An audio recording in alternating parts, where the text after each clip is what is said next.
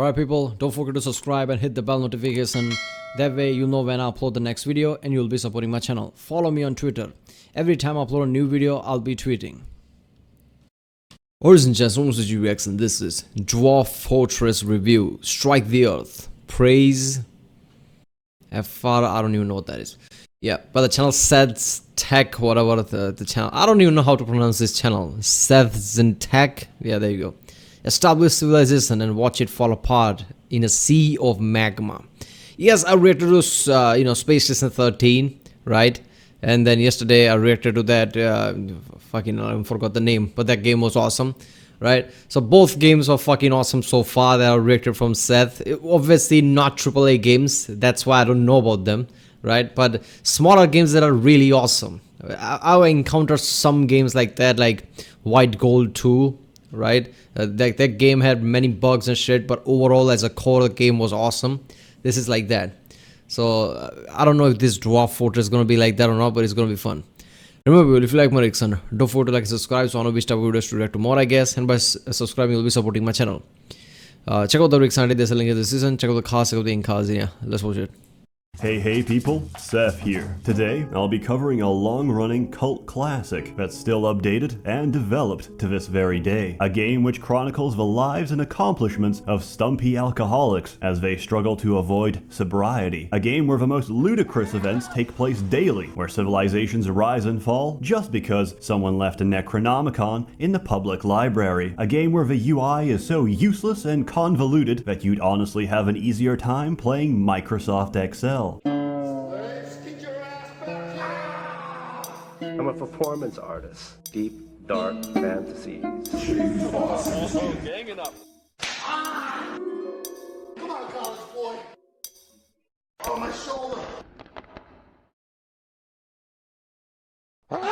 I'm speaking, of course, about Dwarf Fortress. Dwarf Fortress is less of a game and more of a complex fantasy world simulation made by one guy over 20 years, and probably for the rest of his natural and unnatural lifespan, as we plan to crowdfund Tarn Adams a synthetic body so he can focus on what truly matters. Dwarf Fortress really is one of the greatest autism projects to ever blossom. Fun fact, it's also the hardest game to run on PC. Even an i7 processor chokes and dies the moment you forget to sterilize your cats. If not for the ever-increasing technological demands of Dwarf Fortress, AMD and Intel would be bankrupt right now. To even begin playing Dwarf Fortress, you'll need some prescription medication, but more importantly, you'll need a world to play in. So, we create one, we set some parameters, and the game will then calculate 250 fucking years of history for this randomly generated world. And, depending on your computer, this may also take 250 years. Once the world is made, it's all yours, and like an abusive lover, she will caress and beat you senseless, and each time, you'll come back for more. There's two main game modes you can play in Dwarf Fortress. You can either choose to embark on distant lands and lead a fortress to ruin, or die horrifically in the pursuit of adventure. To begin, let's cover...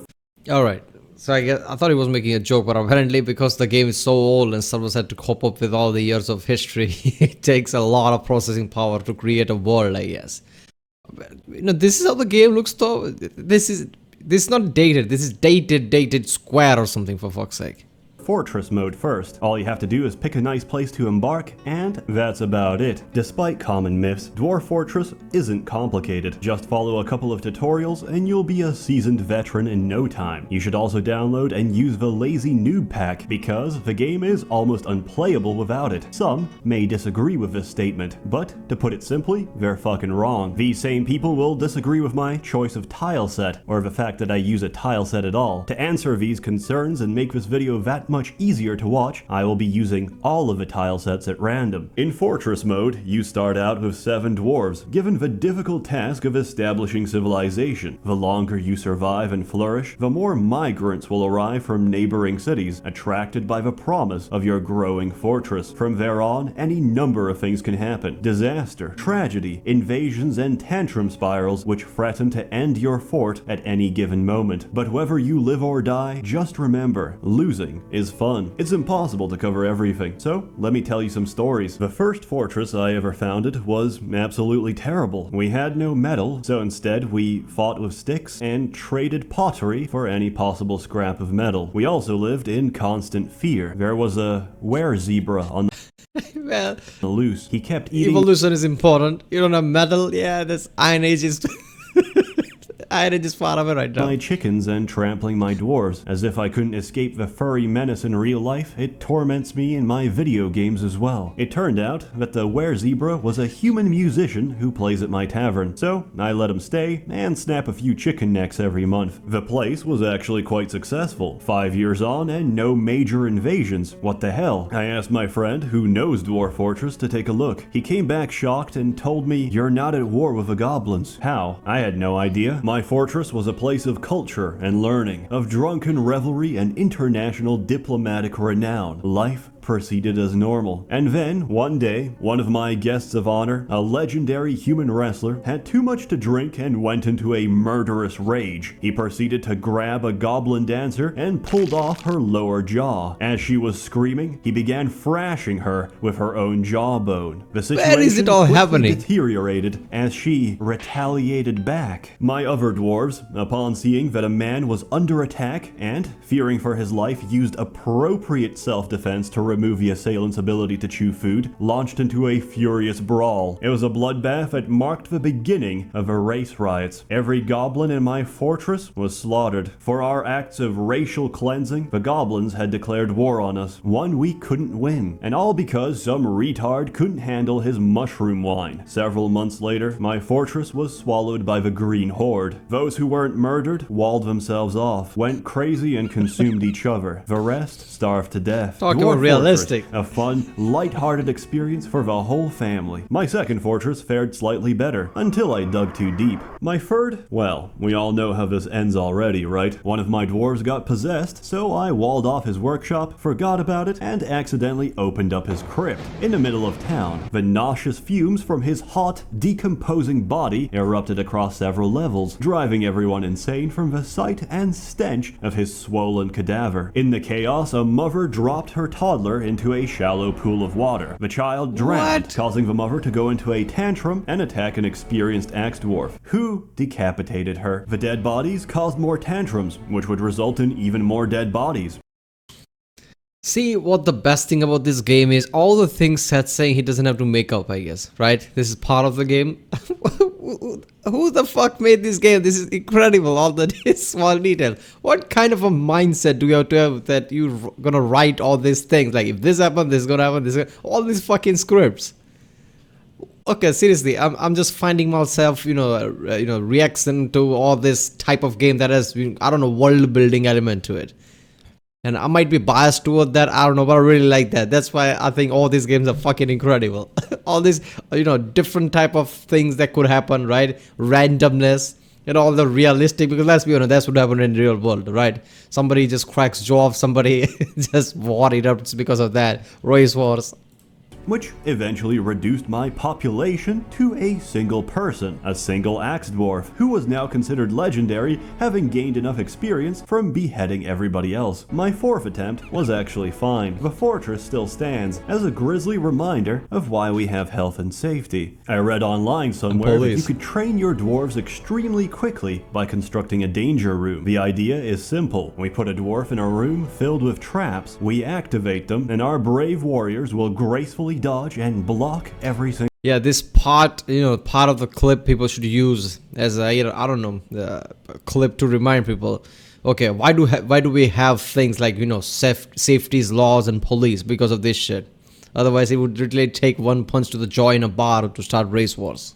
Single one of them, but this process wasn't fast enough, so we replaced the traps with coins. We hit the lever and 500 freshly minted coins would harmlessly ricochet at high speed across the room, turning our dwarves into professional soldiers instantly. However, It didn't work. 500 coins suddenly ricocheted at high speed and destroyed my dwarf's windpipe. Even the best surgeons available couldn't operate quick enough to restore oxygen supply. The cause of death was ruled to be asphyxiation by legal tender. Not to be dissuaded, I tried to optimize coin training. I made my men wear 5 layers of cotton around their necks. The results? Several women were now widows, and about a dozen men were now buried without a throat. It turns out coins are very dangerous. Attempt number 5, my current and final fortress. One day, I receive a notification. One of my master engravers had just sculpted a masterpiece on the dining room wall. I find the engraving and read the description. He just sculpted a drawing of himself stabbing another dwarf, and soon after, he actually stabbed him. What an absolute lad. This was also about the time I decided to embark on a haunted biome, and my personal advice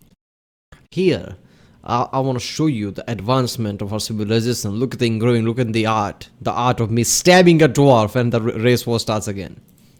Don't do that. Nothing dies on a haunted biome. The moment you kill an animal, it gets back up. The moment you chop off a limb, it gets possessed and tries to choke you. Did you know this applies to shellfish and crustaceans as well? I didn't, but I've just lost a good fisherman to an undead pile of lobster shells. If all of this sounds like too much to handle, then you can play Adventure Mode instead. Adventure Mode lets you design and control a single character that can interact with, influence, and shape the world. Once again, it's impossible to cover everything, so instead I'll share some of my character's exploits. The very first character I ever made was a human, locally renowned. Basically an RPG element to the game, right? You control one character and you shape the world based on that.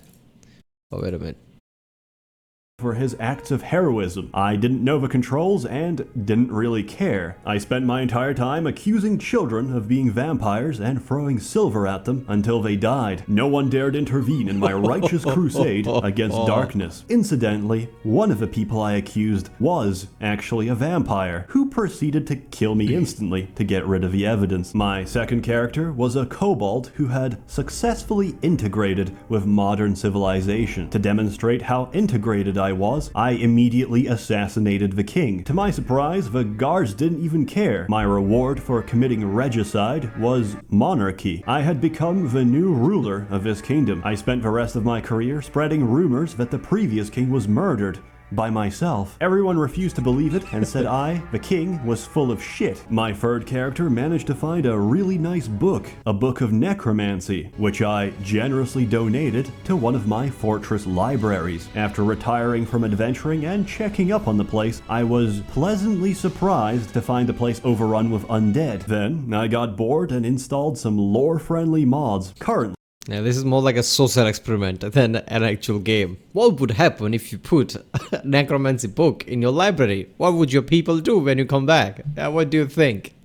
I'm playing as Vegeta, a local Saiyan prince who accidentally used instant transmission to teleport to hell. There, I learned that the wrestling system in Dwarf Fortress is extremely elaborate, allowing Vegeta to chokehold demons while he plucks out their necks. After returning from the underworld, Vegeta spent several hours vomiting on townspeople and indirectly killed a child by doing push-ups. Later that day, an elvish serf refused to yield to the Saiyan prince. He rejected his generous demands for both of his shoes in exchange for his life. Now, I'm not very good at Dragon Ball Z lore, but I don't remember Vegeta being able to make Destructo discs, but who gives a shit? In this mod, he can. So, I decapitated a bunch of elves with energy discs and turned into a giant ape. Then I got drunk and crawled on the floor, stealing people's genitals. In case you haven't figured this out already, Dwarf Fortress is an amazing game. And not only that, it's unique. There's nothing quite like it. It's a sandbox and you make your own fun.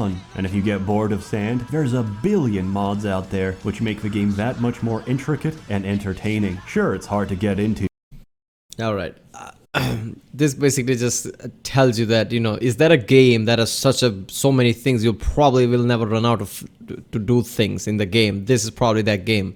Being so old, being, you know, having so much mods, and, you know, having, you know, gameplay like that where anything can happen. You can play as one guy or control an entire fortress.